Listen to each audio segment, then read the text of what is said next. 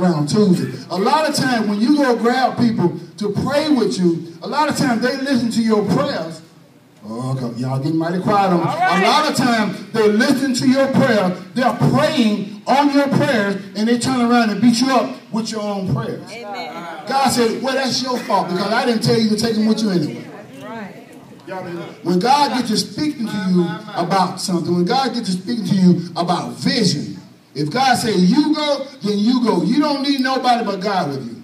That's all you need. When God gets to give you an assignment, see what happens, and I've said this before, when God gets to speaking to you about vision and about assignments, amen, the vision, God is going to speak to you about. But when you start trying to pull my brother, my buddy, and my sisters and my brothers in, the vision gets a little distorted. Amen. And you wondering why I'm still stuck in this mundaneness. When you start putting other people in it, it pushes you on back. God said, anytime I have you do something, amen, anytime I have you do something, you bringing people around, you're pushing yourself back even that much further. Because I want you to be faithful over what I tell you to do. I want you to be faithful over what I give you. Amen. And see, that's how sometimes I think we miss God. Amen. Yeah. A lot of times, God has to strip everything and everybody away from you. I'm telling you, it don't feel good. That's God's glory. That's God's glory.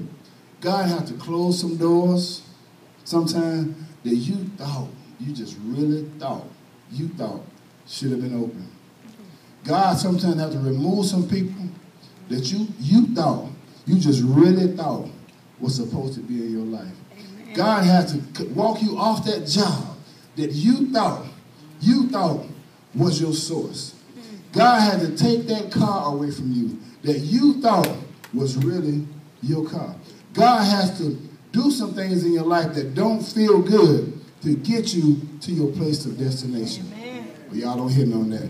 Anybody want to go to their place of destination? I'm at the point in my life, I want to get to my place of destination at whatever cost. Whatever it costs me, God. As long as you're with me, I'm with you. As long as I'm with you. Yeah, I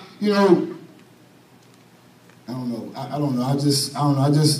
know. Surrounded by the enemies. David said, the Lord is my light and my salvation. He said, the Lord is my light and my salvation. You have light and you have darkness. Amen. The Lord is your light. Amen. And our salvation. He said, whom shall I fear? The Lord is my defense of my life.